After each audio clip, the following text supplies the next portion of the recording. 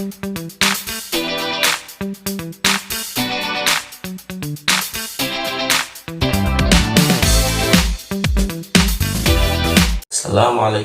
warahmatullahi wabarakatuh.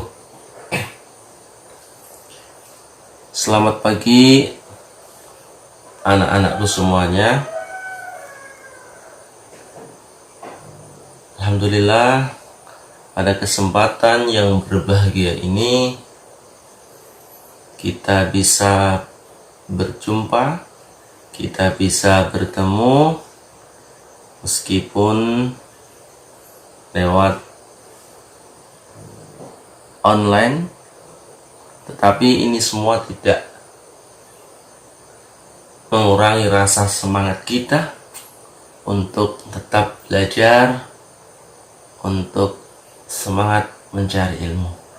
Semoga anak-anakku semuanya kelas 6 selalu dalam lindungan Allah Subhanahu wa ta'ala. Baik, pada kesempatan ini kami akan menyampaikan sebuah materi fikih, yaitu tentang makanan halal dan minuman yang halal. Apa makanan minuman halal itu? Makanan minuman halal itu adalah segala sesuatu yang diperbolehkan oleh syariat untuk dikonsumsi, atau segala sesuatu yang diperbolehkan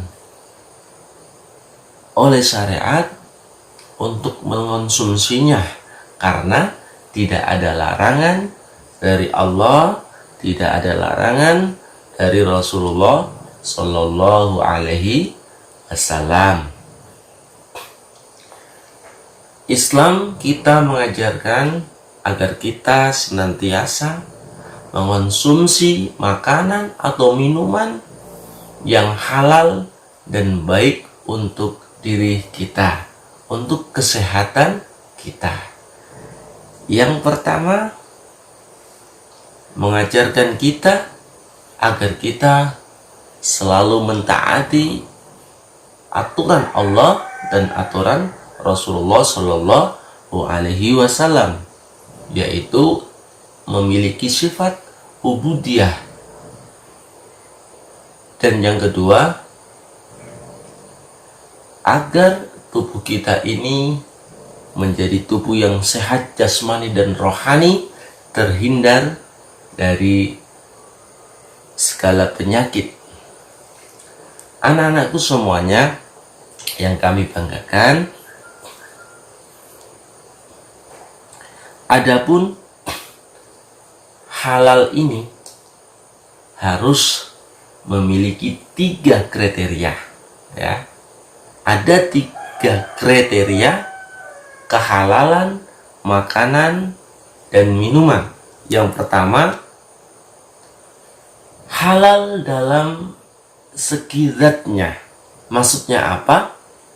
Maksudnya makanan dan minuman ini pada dasarnya itu diperbolehkan oleh syariat atau oleh agama Islam. Contohnya apa? Ini, lihat gambar ini, berbagai macam jenis makanan pokok. Ada beras, di situ ada jagung, ada kacang, ada ubi, dan sebagainya. Itu dari halal segi zatnya. Kemudian yang kedua, halal dalam cara memperolehnya. Halal dalam cara memperolehnya. Contoh saja, ketika kita memperolehnya dengan cara yang baik, yang halal, maka makanan itu pun akan, atau minuman menjadi halal, diperbolehkan. Contoh, lihat gambar tersebut ada seseorang yang menjalankan transaksi jual beli.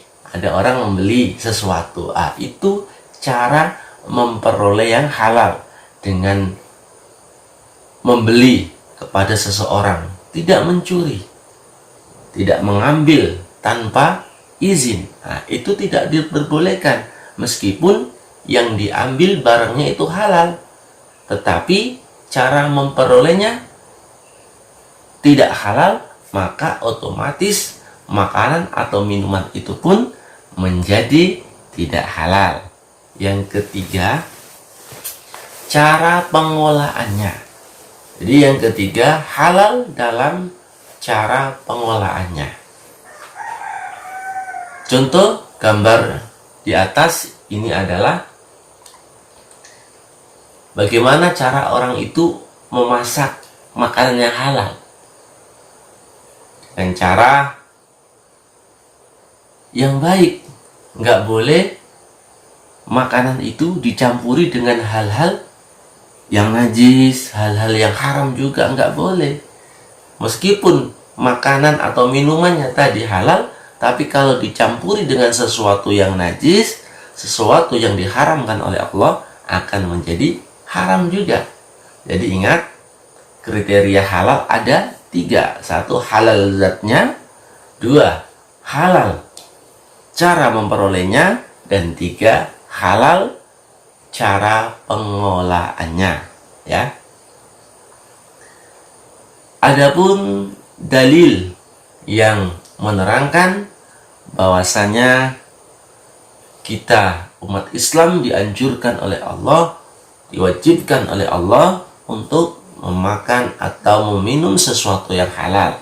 Di antaranya surat Al-Baqarah ayat 168 yang berbunyi, Bismillahirrahmanirrahim, Ya ayyuhan nasu kulu min thayyibati kulu mimma razaqnakum halalan thayyibah. Ulangi lagi, Ya ayyuhan nasu kulu mimma fil ardi halalan thayyibah. Maaf, tadi salah ayatnya. Ya ayyuhan nas kulu mimma fil ardi halalan thayyibah. Artinya apa? Wahai manusia, makanlah kalian dari apa saja yang ada di bumi yang halal dan yang thayyib, yang baik, yaitu yang bisa bermanfaat bagi tubuh kita. Ya, itu adalah di antara ayat yang menerangkan kewajiban untuk mengonsumsi makanan atau minuman yang halal. Anak-anakku semuanya yang kami cintai, yang kami banggakan,